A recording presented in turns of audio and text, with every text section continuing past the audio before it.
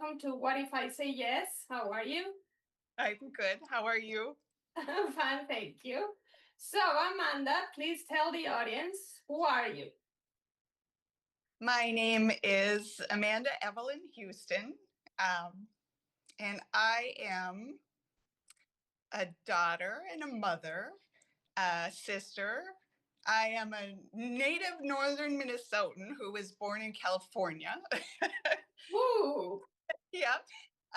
And a transplant to Oregon, um, and a Catholic um, sharer. I don't want to say evangelist because that's a new term to me, but I definitely have a strong Catholic faith that I want to share.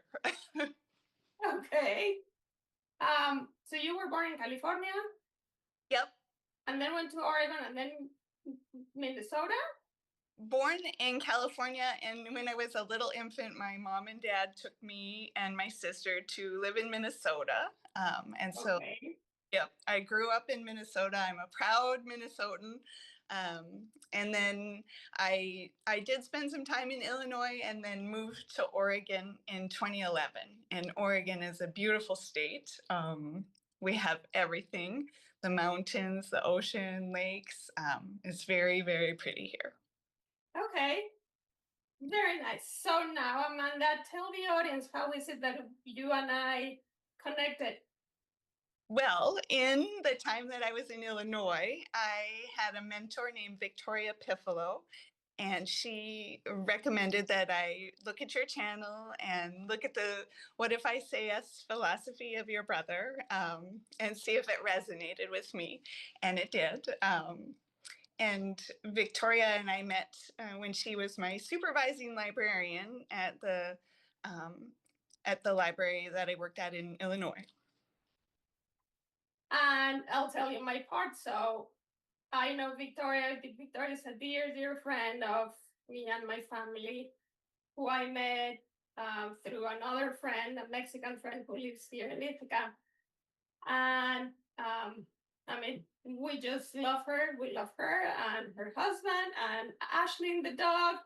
Um, and she has been one of my most lovely fans and encouraging fans. So she loved the project, and whenever she has an idea of people I could interview, first she checks with the person so as not to impose anything, and then once she confirms, then she lets me know, and I always say yes. Because whoever knows Victoria is a dear friend of mine, just by being friends with Victoria. So this is the first time that I get to meet you. I hadn't seen your face. We just emailed to schedule this interview, and now we're gonna have a conversation. So Amanda, tell us, what did you choose to talk about today? What was that moment in your life when you asked the question, what if I say yes? You said yes and did something. And that moment for me that I wanted to talk about, and I guess first, if I say the why I wanted to talk about it, that might help a little bit. But I see the kids coming out of COVID right now and feeling like they're a little bit behind and that they have to have these brilliant plans to catch up or these things that they know what they want to do. And my kids, I see that in, and others as well. And so what I said yes to was beginning again when I was a teenager. I thought I knew exactly what I wanted to do. When I went away to college, I was going to be an art historian. And then it turned out that was a disastrous first semester into college and did not work out for me at all. So I said yes to going home and thinking things through a little bit longer, um, which has really led me to some wonderful choices and opportunities that I don't think I would have had I just like stuck to the plan that I formed and done it straight through and not taken that extra time to go back and look at things a little bit differently. Um, And so my yes is beginning again, really like career wise, several different times. I have my nursing degree and I've been a nurse about 25 years now. And Wow.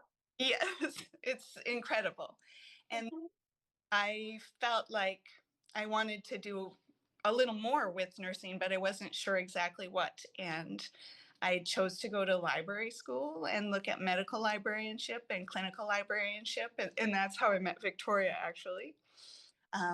And then I used that in combination at work. And then even later on, I decided that I wanted to begin again and do law school to help me. Oh my goodness.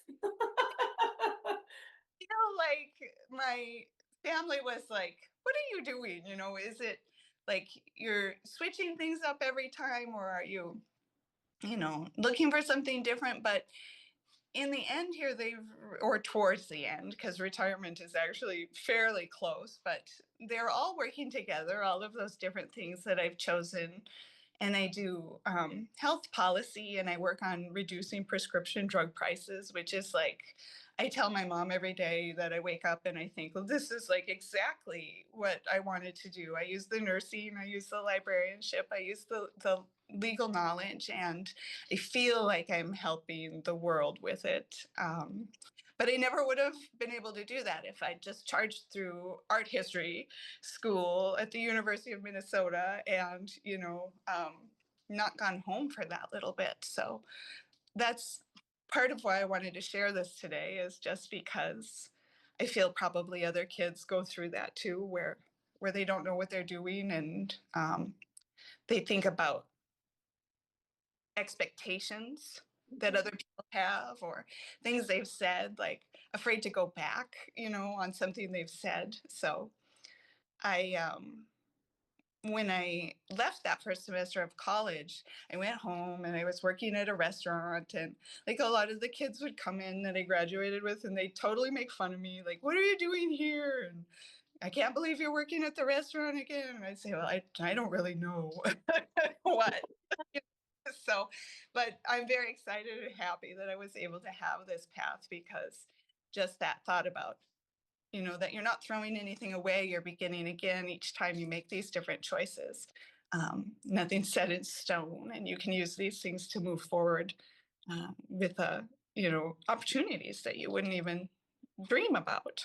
Mhm. Now let me go back because I'm very curious. First of all, why did you decide that you wanted to be an art historian?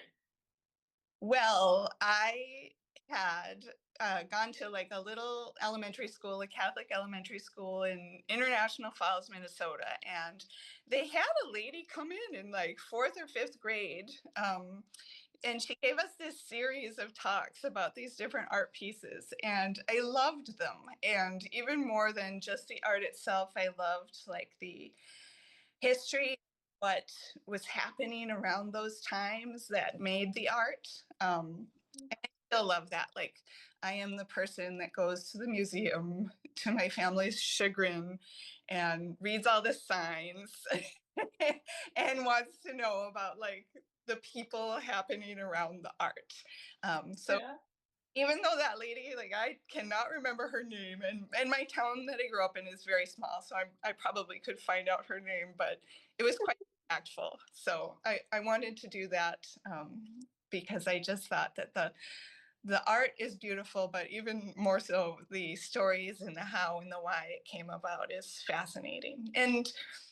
And you really, those same kinds of themes are available in nursing too, believe it or not, because I don't know what people think of nurses as, always different things. Like, my friends are like, "What do you do? History and physicals, or like going to school physicals, or like people who have interacted with nurses have different ideas of the profession." But what it really is looking at the human, as the piece of art, and helping figure out how to make them the most healthy that they can be, or like in the situation and the context they're in, which is kind of the same as I loved when I was a kid, like exploring what's surrounding this situation to try and fix it or improve it, or sometimes just enjoy it, when, especially if you're on a floor or a place that has a lot of good outcomes. So,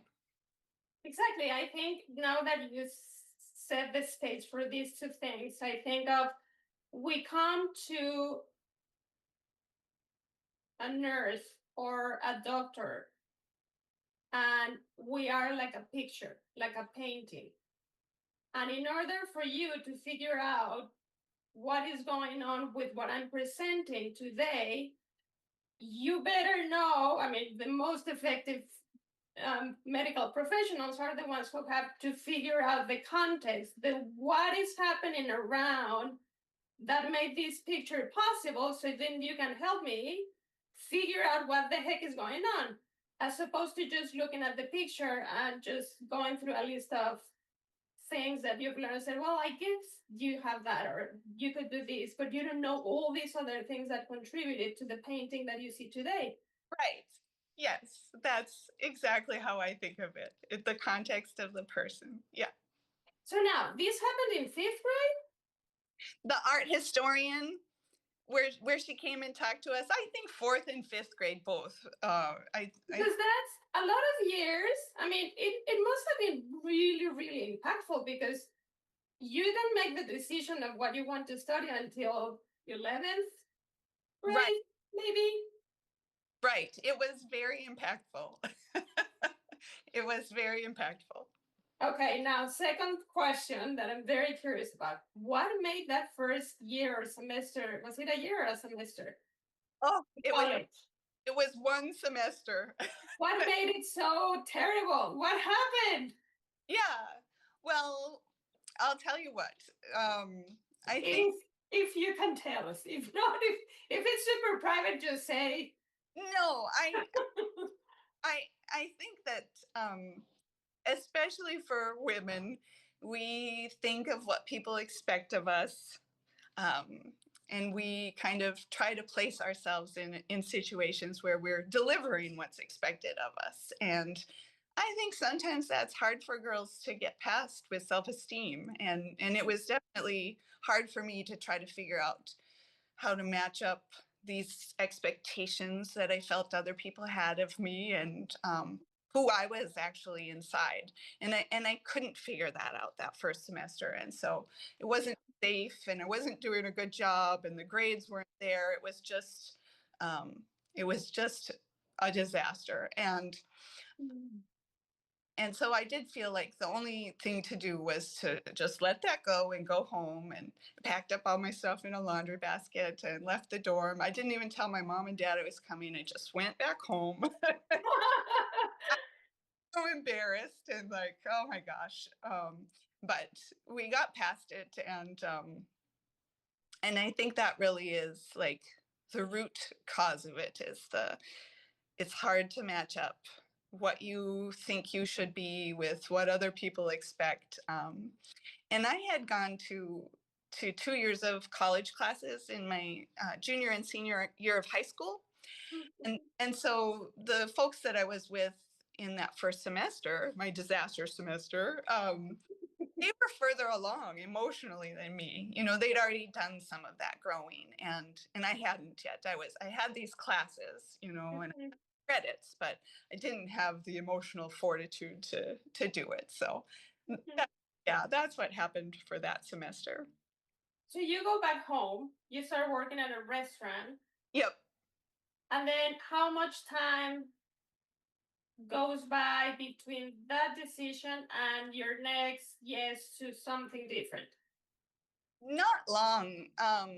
We were lucky enough to have a licensed practical nurse program in the town I grew up in, Mhm.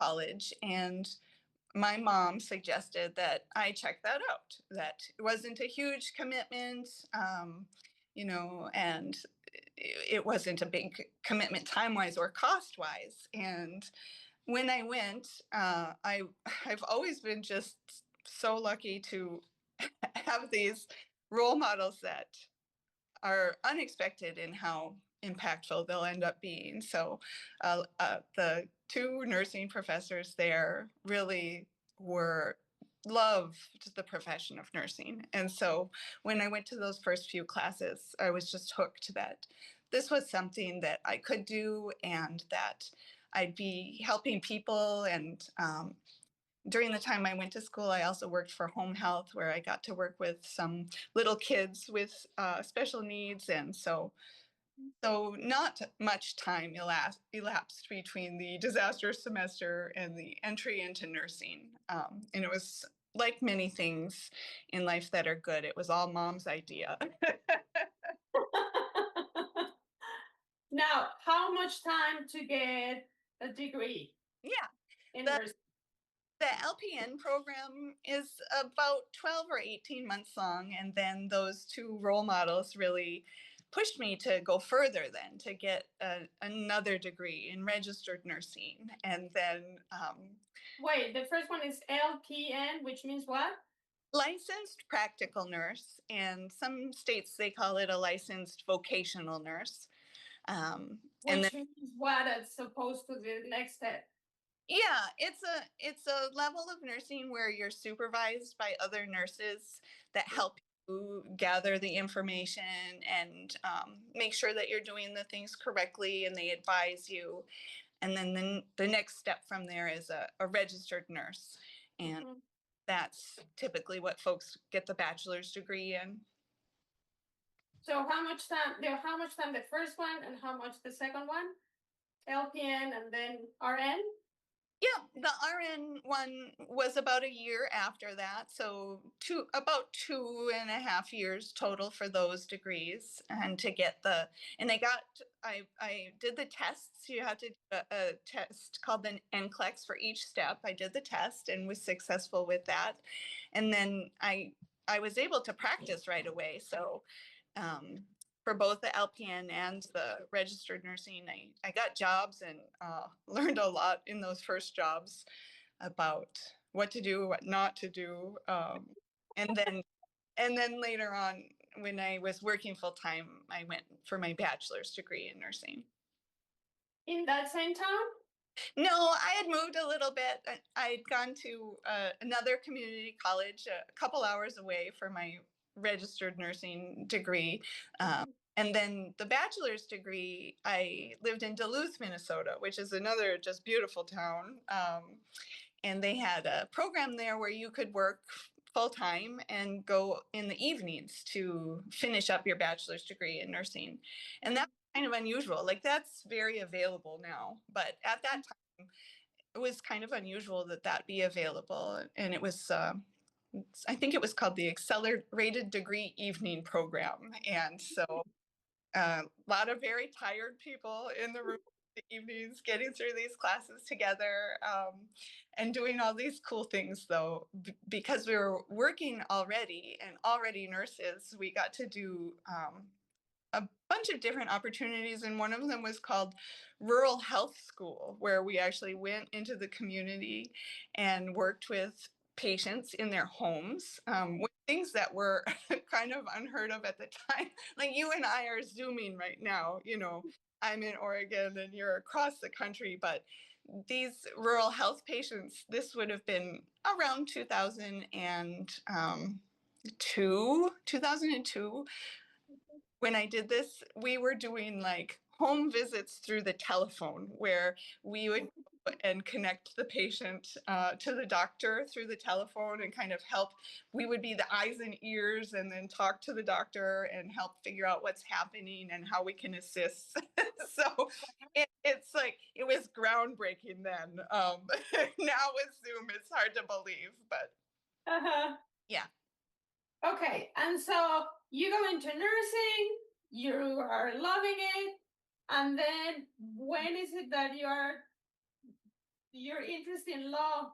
No, first, um, library, what is it called?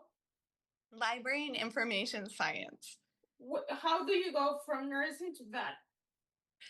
Well, I got lucky again. Was it because of your mom? No, this was all me. This was all Ah, me. Yeah. I I wanted to do like more research oriented things related mhm, to care and nursing. but I knew I didn't want to go for my doctorate in nursing or be a nurse practitioner. Like that's not for me, and I knew that. So I was looking around, and I'd always been interested, especially because of the art history, finding that context and doing the research and things like that. I felt like this librarianship was accessible to me, and I found a graduate position in the medical library. And I thought, well, obviously people are doing this. They're combining healthcare and information. And so I just sort of stumbled into that with Victoria and several other mentors there at the Health Sciences Library. So that's why for that. I felt like there was more I could be doing, but it never felt to me like I would be the very best nurse practitioner. So more of a information gathering research is, I think, something that I'm more aligned with. How many years did you spend in nursing before going to librarianship? Yeah, four 4 years in nursing, and then uh, I went to library school. It took me 2 years to finish, and I worked generally full time in while I did that. And it was also during that time I was in the Army Reserve, and so an Army nurse part time, just like you hear about on TV, the 1 weekend a month, 2 weeks a year. And so the the library school, most people can get through it in about a year, but because I was working, I needed those 2 years to get through it. And then when does your job changes to what you're doing right now? My job changed. So I'm in something called the United States Public Health Service Commissioned Corps. And it's a uniform service, a federal asset, where we are mobile and deployable assets to help in places that are underserved or vulnerable. Mhm.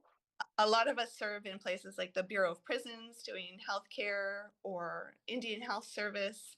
And I've been in the Public Health Service Commission Corps since 2011, since I moved to Oregon. I ended my service in the Army Reserve, and then later the Illinois National Guard. And then I had a gap in my service, and I I missed serving in uniform. I like it. I like the camaraderie and the fact that you're really doing something for the country that's good and useful. And it was actually my dad this time, not my mom, but my dad. And what about the Public Health Service Commission Corps? And I said, well, what is that? And he said, I told you about it in nursing school. And but I didn't remember. So I discovered that, and I've been doing that since 2011. And I started off in the Federal Bureau of Prisons in Oregon here, which I just loved. And then in 2022, I finished my law degree in 2019 and did the 2020 bar, but I stayed at the prison system as kind of to help through COVID. Didn't feel it was quite the right time to leave there yet. So I started what I'm currently doing, which is the intersection of all three of those things in April 2022. So that is where I'm combining all of those different backgrounds successfully and happily into one career. Now, when if we go back to that disastrous semester in college, Yes. and now, what was the moment when you finally felt like you knew yourself and you knew what you wanted? Was it a moment, or was it that series of yeses where you started to find yourself and who you wanted to be, or who you really were, but didn't know it that fully? I feel like it is a series of yeses with just that willingness to accept that a wrong turn was taken, or maybe not even a wrong turn, but just like maybe needed to go down a side street. Like it was this series of yeses that I have found. myself in, like this willingness to begin again, and not feel swayed any longer by what other folks think, or what those expectations are that are put upon us. So I think rather than one defining moment, other than driving home in the dark from that semester, which was like a lifelong memory, like, oh, I think that the series of yeses are what was guiding me in the right spot always. Now, all this feels like you're a very curious person and Yes. willing to learn about everything. What is the next step? What are you marinating as the next step, or something you would like to try that is not art or nursing or librarian studies or law or public policy? Is there anything else brewing there? Well, yes. Like, not career wise. Like, I feel that what I'm doing career wise right now is so perfect that I'm learning something new every day right now, as it is. Mhm, But one thing in my personal life, like at home, I mhm. always wanted farm animals, and to like, I found a journal I wrote around fourth grade again. Uh-huh. It said, "What do you want to do when you grow up?" And it said, "I want to be a horse, raise horses." And Oh, right. uh-huh. And I recently got a tiny farm. It's a very tiny little farm, but we recently got about 6.5 acres Uh-huh. in 2018, and we've slowly started adding farm animals. And I've been learning to ride. I've been learning to ride Icelandic horses, and I've been learning to care for sheep and goats and chickens and ducks, and two little miniature horses at home. Mhm. With that, because I grew up in such a small town, adults, they're willing to give you these experience. I think it's a small town, but I'm sure in a bigger city there's equivalent people. But you go to people and they share with you their passions, what they love to do. And I got to see other people's farm animals and things, and always thought, like, that would be just so cool to have, or to share with little kids. So I was looking at taking my miniature horses and doing like a story time with them, and Uh-huh. having kids over. And my son was like, "Mom, I think that's creepy. Like, I don't think that people are doing that." And I think it's creepy. Like, little kids are going to want to meet these miniature horses and be red. Like, I'm sure of this. And when I started investigating the insurance options to do this, I recently found out about something. They'd like you to have a certification in something related to this. And one of the certifications available is called horse-powered reading. Oh. Yes, and I'm only on my second class right now, but you're helping kids who are struggling with reading Uh-huh. learn how to relax and be more confident in what they're learning at school by using the miniature horses or big horses, but we just have the miniatures right now. And so that is Just some, using them how? well, again, only on the second class right now. It sounds like having the horse available for the kid while they're sounding out words or playing these different games related to sight words or sounding things out with the horse can kind of relax the kid enough that the games are more fun and more meaningful any kind of reading game that you can do in a classroom. You can kind of figure out how to work the horse into it. Like maybe the horse is being led around, or maybe they're taking the sight words that they can read already and putting them in the horse's saddlebags and collecting them all. Like all of these different kinds of games can be brought to the horse arena and create this memory for the kid that helps them in their future learning with reading. So that's something that I'm learning about right now. And so you would like to create a story time Hmm. with horses. So what describe the idea that you have in your mind? Yeah. Well, Kids would come and what? yes. Well, I feel like the kids could sit around on little straw bales and I'd pick a seasonal story, or even better, have the kids kind of pick a book that they're interested.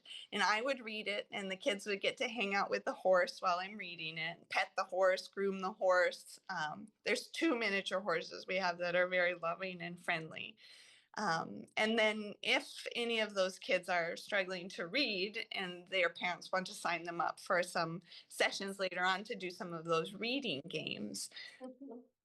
But the miniature horse, though, and not all farm stories either. Like in my mind, the story time with a miniature horse could be any kind of story, maybe even like some spooky kids stories, or you know Christmas themed stories, or even some chapter books that can go on over a couple weeks if people want to come back. So just sharing the animal in a fun way.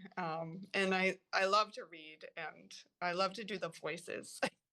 Oh So my God, if I were a kid, can I sign up? I would love to do that. Wanted to be there as your student. Now, before asking you this question, I was thinking that my next question needed to be going back to the art historian part. If but you kind of answered it because this is also art. So what you are creating with this idea sounds to me as art. So I was gonna ask you before that how, besides going to the museums and reading all the all the cards and getting uh, all the information around the paintings or the art or whatever, how did you see art being part of your life throughout all these years that we've talked about and now? And I think that's one of the things, but I don't know else how else you see it. well, I can tell you that um, it's been a part of my life enough that I've raised a beautiful budding artist. In Uh-huh.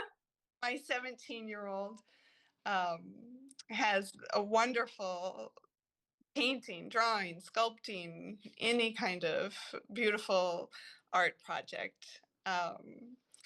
So I think I don't know for sure, I guess, how it's been a part of my life, how to describe it, except that whatever has happened in this time period since my original idea of art history school is I've shared it enough that I've passed it on for, Okay.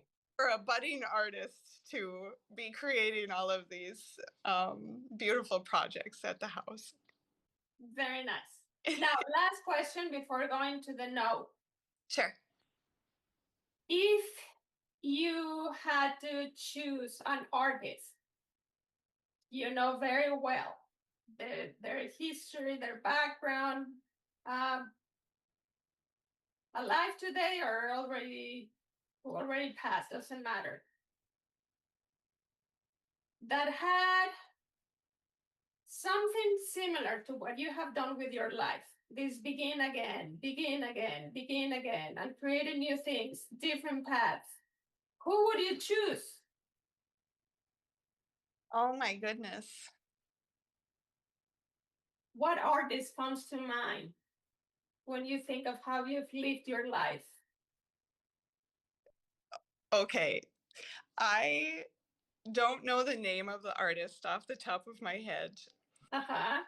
but he creates a series of paintings called Blue Dog, and it is, well, it's worth Googling. Okay.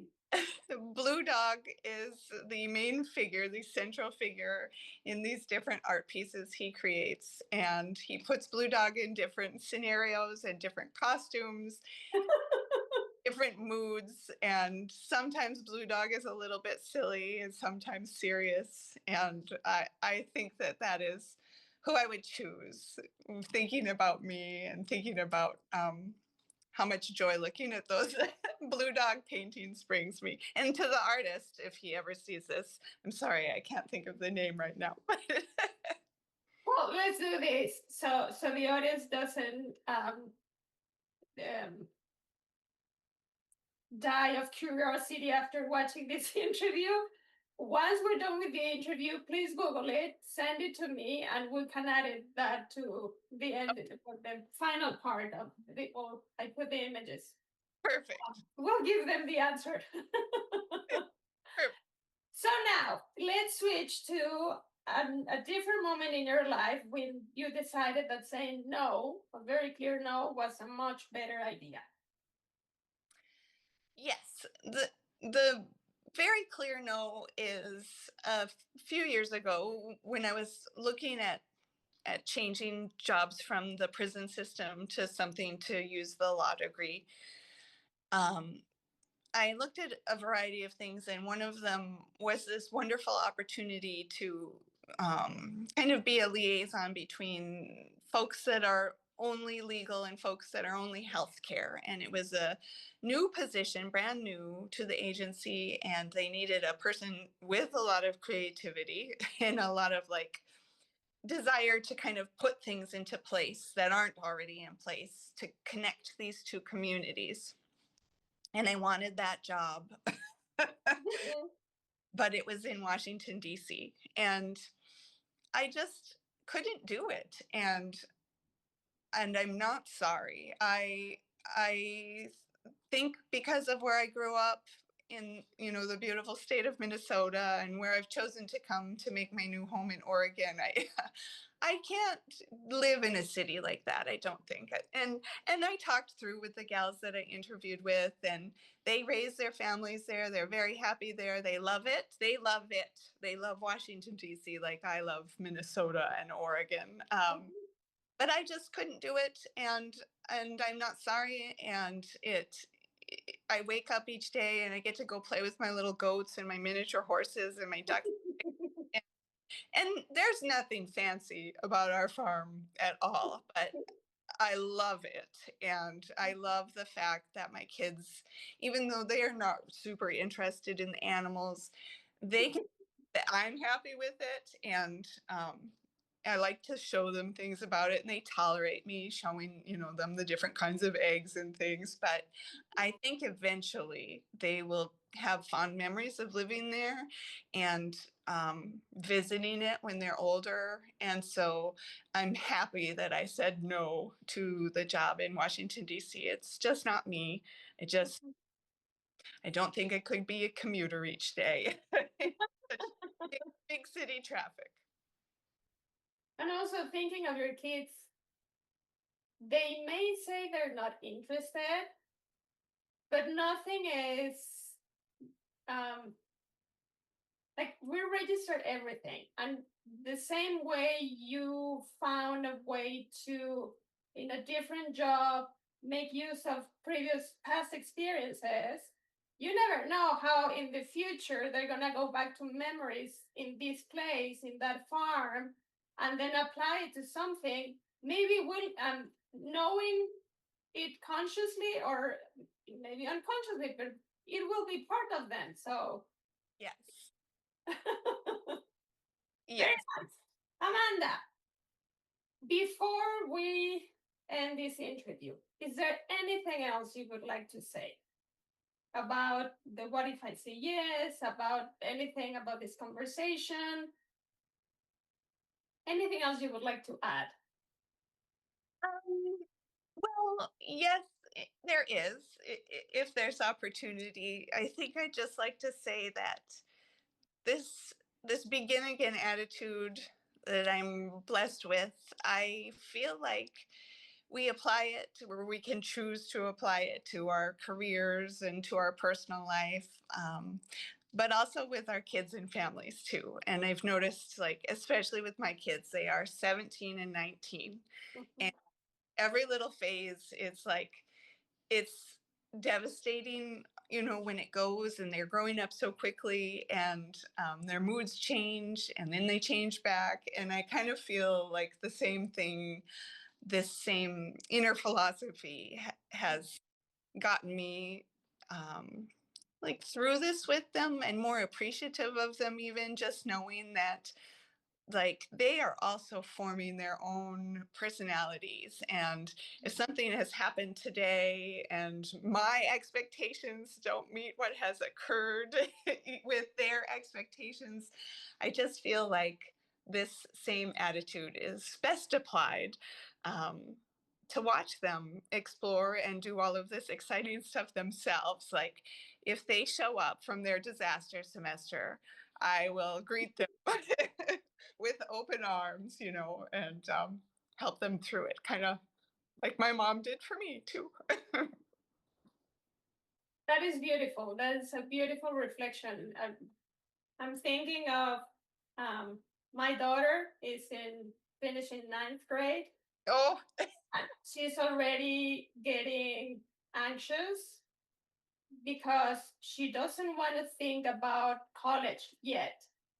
But all the people around her are talking about it, and they are deciding careers, and they're talking about schools, and she's like, no, this is, I don't even know right now if I want to go to college. Like, this is too much pressure for me. And one day we talked about taking a leap year after high school, and one of these days she came back and said, maybe that's what I'm going to do, because this is too much pressure on me, and I love this begin again. Like, it doesn't matter, but it's beautiful for her that I can use this interview and show her this is a lot, this can happen, and nothing bad comes out of it. But yeah. also, you gave me um, like a very important reminder of being a parent. Because yes, I remember when she was little, we were approaching the terrible twos. Oh, I remember having spoken with my sister and saying, she's changing again. And like, I was already, like, I already knew how to do certain things with her, and we were in this path. And now she changed the whole game, and I don't know what to do. Like, I have to begin again. And I'm so terrible at changing.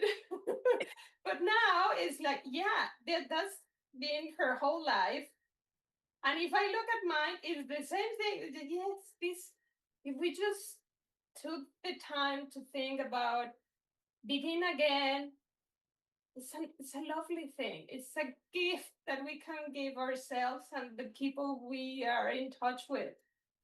Yes, I love it, Amanda. and I will pray for your daughter, if that's all right, and for Yes, thank you. yes, ninth grade. Oh boy. Yeah. Well, Amanda, I knew this was going to be a wonderful conversation. Thank you so much for having said yes.